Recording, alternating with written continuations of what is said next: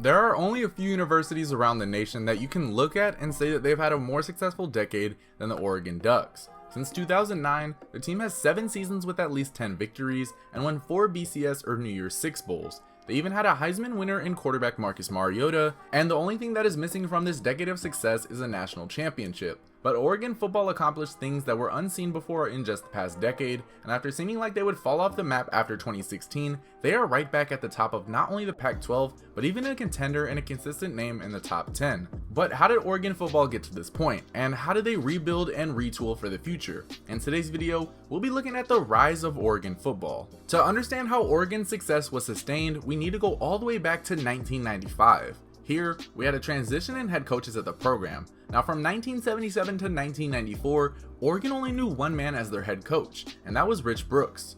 Brooks didn't accomplish too much in his tenure on paper, as he only made the postseason 4 times and won 1 bowl game in 1989, but in his last season, he finally captured the Pac-10 title and made it to the Rose Bowl, and he was key for the program's transition. One of his biggest successes came within his own coaching tree, where offensive coordinator Mike Bellotti was waiting for his turn and learning from Brooks. Bellotti was ultimately promoted to become the head coach, and he reeled off a long tenure himself. From 1995 to 2008, Bellotti was the man in charge, and he carried the torch that Brooks left him, leading the team to new heights. In his 14 seasons there, Oregon finished with 10 wins for the first time ever in the 2000 season, and then followed that up the following 2001 season by winning the Pac-10 outright, winning the Fiesta Bowl, and finishing as the second best team in the nation. Oregon only had 1 season with a losing record coming in 2004, and made the postseason in 13 of his 14 seasons, with 6 ending in bowl victories and 7 ending with top 25 finishes. So from 1977 all the way to 2008, Oregon only knew 2 head coaches, and that stability ultimately helped them out.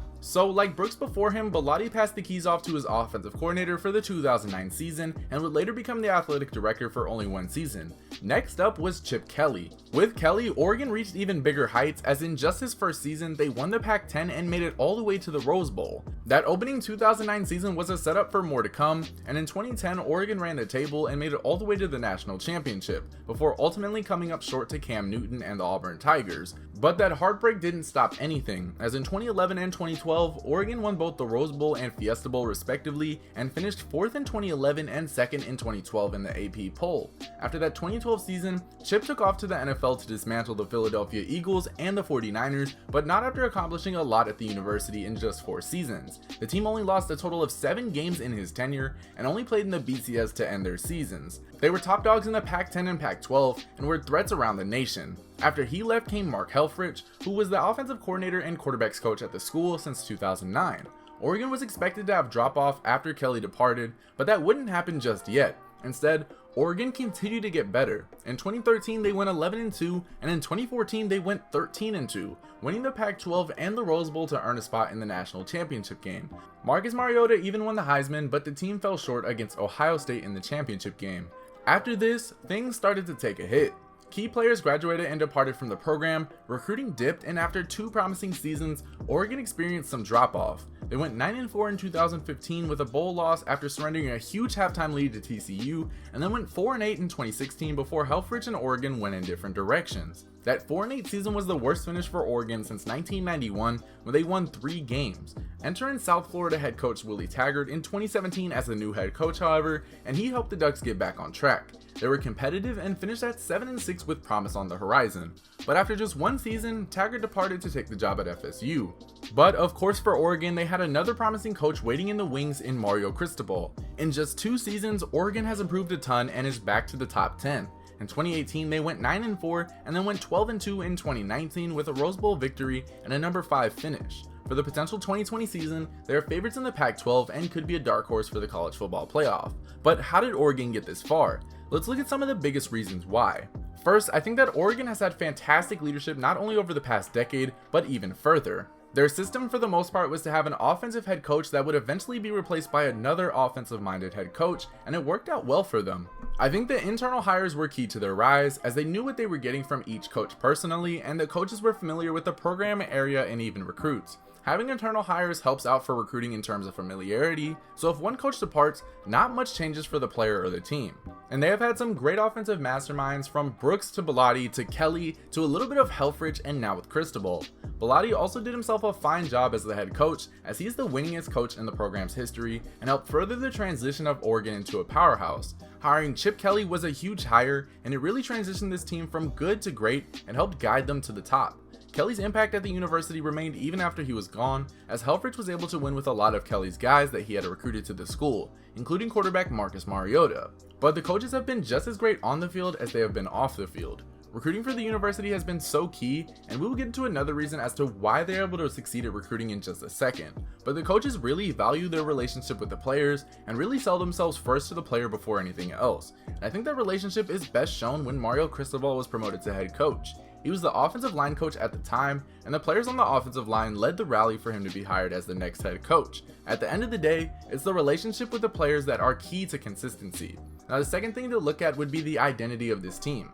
I think that one of the most important things at any successful college program is an identity. How are you going to separate yourself from everyone else, and how are you ultimately going to win games? And when you think of Oregon, there are plenty of things that separates them from everyone else, from style of play to appearance. But those were things that didn't just happen overnight, and beginning all the way in 2001 and maybe even further, Oregon has been building to get to this point. The offense was never as good or as quick as it once was, but it has worked to get to this point. And Oregon football was never as big as it is now, but they expanded themselves slowly over time. Now, Oregon football themselves is a brand and are a talking point around the nation. The university is the top earner annually in the Pac-12, and they're an example of using your region to your advantage. As they have Nike in their backyard, Oregon has used that advantage well. It's crazy to think that cool uniforms and helmets help teams win, but when you have an established brand that is attractive to recruits, that's ultimately how you win. And effectively turning themselves into a brand has been a huge factor in the recruitment process. Players want to play for the Oregon Ducks. They want to be a part of the culture, and that's something that is key to the program. But they don't have the best high school athletes in their backyard. So where do they all come from? The answer is everywhere. Oregon prioritizes the West Coast, but it isn't the only place that they can attack. They can go far east or south or even to Hawaii to get recruits, and generally they compete with the bigger schools in those areas. The program has plenty of pulling factors, and from culture and identity to the coaching staff, it's somewhere that people want to be. They've ranked in the top half of their conference in recruiting in every season since 2009, and also since 2009 they finished in the top 25 for recruiting classes in all but one season, and that came from that disaster that was the 2016 season. But a big factor that's played into their rise and the rebirth was the identity on the field as well. Oregon plays fast, and that's what they thrived on in the late 2000s and early 2010s. But now in present day 2020, while some of those elements still remain, Oregon has a much different identity. They are dominating on the defensive side and in the trenches as well, which is something that we hadn't seen from the program before. Of course, they had some great individual talents on those sides of the ball suit up in the past, but it has never been this good. In 2019, the defense ranked 9th in defensive scoring, where they allowed just 16.5 points per game. The last time they even ranked in the top 25 was all the way back in 2013, where they allowed 20 points per game. And they have playmakers in depth almost everywhere on the defensive side of the ball. Last but not least, for their rise, we have the quality of offensive talent on this team. Something that really sticks out for me is just the quality they were able to get out of their players, and it is extremely impressive at the quarterback position. You can't go anywhere without a good quarterback, and since 2000 there are maybe a few schools that have had more talent at the position than the Ducks. You have Joey Harrington, Dennis Dixon, Kellen Clemens, Jeremiah Masoli, Darren Thomas, Marcus Mariota, Vernon Adams as a transfer, and recently Justin Herbert as the standout quarterbacks at the university, and that is among the best in the nation. Quarterback is so important for football period, and locking down that position first is key. But I can't forget about the help that has surrounded them as well, from guys such as Jonathan Stewart to LaMichael James and DeAnthony Thomas. As a collective unit, the offense has just been insane. In the last 15 seasons, they have finished in the top 25 in offensive scoring in 14 of those seasons, and out of those 14 seasons, 8 of those finishes were in the top 10. Because of this rise in offensive production, it has certainly translated into more wins. While defense wins championships and Oregon's defense hasn't been the best up until last season, their offense has given them the extra push to be competitive. And I mean, when you're averaging over 40 points a game, you're likely not going to lose too many games. Now, the rise of Oregon football has been a long one coming, and they certainly do not appear to be done just yet. When it seemed like they were about to go through a rough period, they quickly shifted and are now back among the nation's elite. With another conference title and Rose Bowl victory to their resume, all that is missing is a national championship.